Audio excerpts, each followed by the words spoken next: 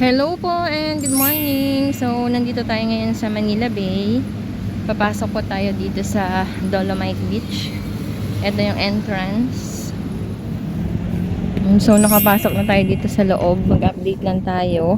Medyo matagal-tagal din tayo hindi naka-update dito sa Dolomite Beach. Ayan. So, pagkatapos ng bagyong Egay at bagyong Falcon and sinundan ng habagat, malinis na muli ang Dolomite Beach. Wala na po tayong mga basura na nakikita dito sa paligid. Pero check natin yung dagat. Punta tayo dito sa may rock formation. So nandito tayo sa may gitnang area. Ikot natin yung camera. Nandito yung malaking bato. Kahit napakainit pang oras ay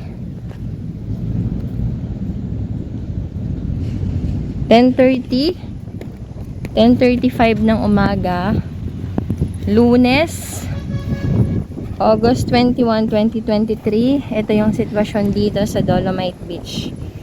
May mga kababayan tayo na nandito ngayong araw. Kahit sobrang init na madami-dami pa rin po yung ating mga kababayan. So dito, pakita ko lang sa inyo, dito po sa may buhangin, wala na po gaano na mga basura. So na wash out na. Check natin yung dagat.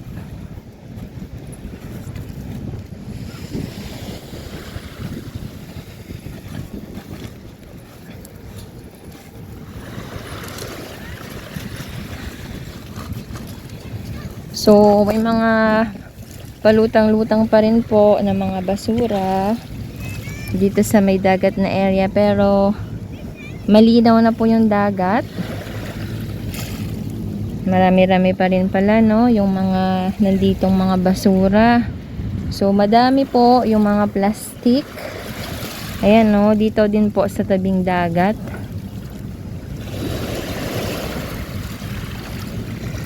Marami yung mga naiwan na mga basura. Hanggang dito po, ayan o, medyo marami yung mga palutang-lutang. Pero hindi naman na po siya ganun talaga kadami, unlike before. So, lakad-lakad lang tayo dito.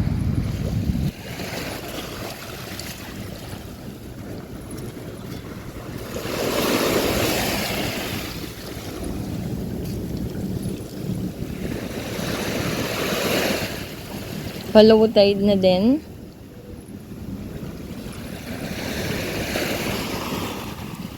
So dito lang po ang mga basura sa may tabing dagat, tsaka sa may dagat mismo, mga palutang-lutang. Pero dito sa may buhangin na area, wala naman na, malinis na.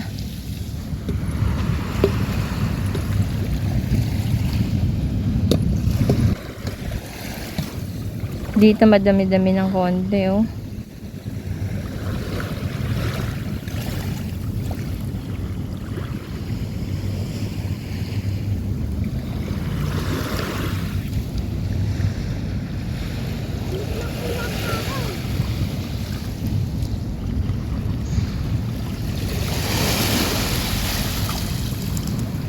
Malapit na tayo sa may rock formation, pero tigil muna tayo dito sa may gitnang area. Pakita ko muna sa inyo kung gaano kadami yung mga palutang-lutang na mga basura.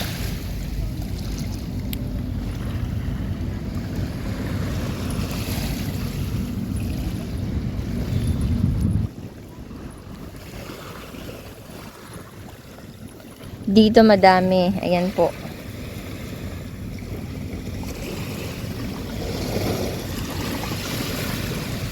May mga kahoy, may mga kawayan, may mga tsinelas, and mga plastic. Sobrang dami.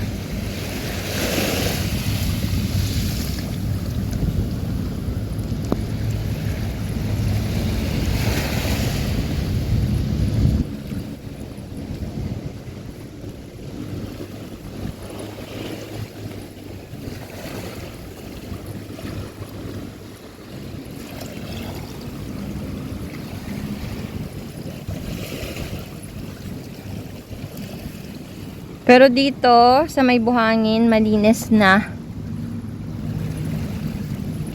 Ito, gray sand.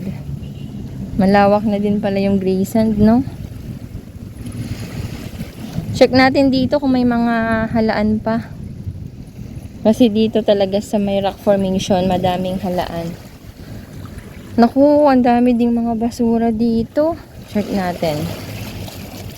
Ayan, so itong dambuhalang trash boom, talagang nandito na sa may rock formation.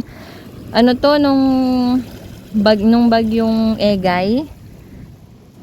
So, hindi na nakabalik dito sa may dagat. Kaya nandito na sila sa may mga kabatuhan. Ayan o, ang daming basura dito. Hindi pa nakukuha. Hanggang doon sa dulo. Tapos, dyan sa may dagat na area, marami pa ring palutang-lutang, no? So, sana matanggal na yung mga basura. So, sana hindi na rin siya makapasok dito sa loob. And, madami pong mga isda. Ayun, oh, sa may malalim na area.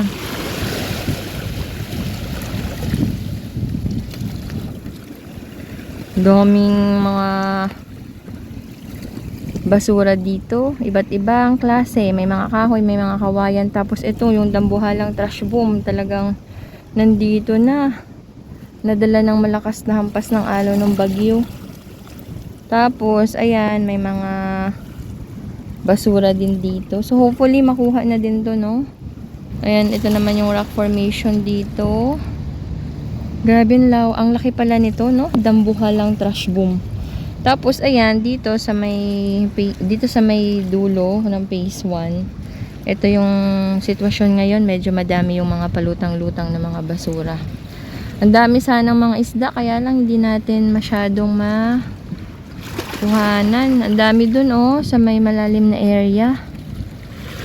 Bata-batal yung mga isda.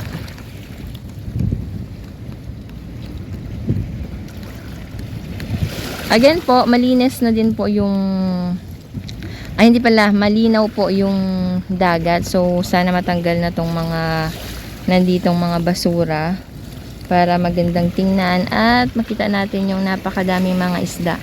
Ayun, sa may malalim na area. Tapos, update din po, itong dambuhalang trash boom, talagang bumigay na, naputol na, ayan na, oh. Wala na. So, nandito na lahat. Ayan. So, yung mga basura, possible po na makakapasok po dito sa loob. Kasi, wala na pong nakaharang na trash boom. Ang daming isda!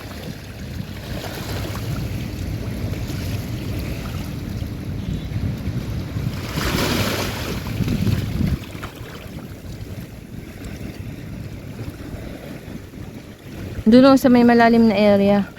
Grabe, ang dami. Mga malalaking mga isda. Dito banda sa may mababaw, wala gaano. Mga basura yung nandito. And wala din po palang mga tahong, no? Tsaka mga halaan. Dati to dito. Ayan, dito madami yung mga tahong. Kasi ito yung bahay nila, yung trash boom. Sa may ilalim. Pero ngayon wala na, naubos na.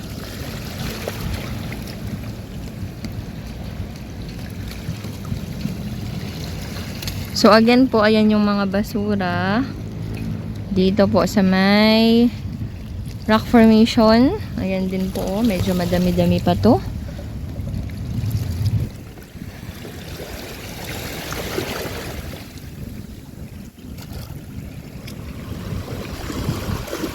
Konti na lang po yung mga palutang-lutang na mga basura dito sa phase 1. Ang madami po dito banda sa may labas ng trash boom. Ayan, oh. Sobrang dami. Tsaka ito, mga nakatambak dito. Sobrang dami nito.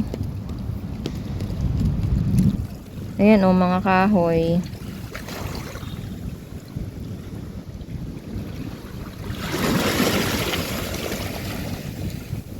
Medyo malakas din yung hampas ng alon ngayon. Pero napakainit. Ang taas na ni haring araw.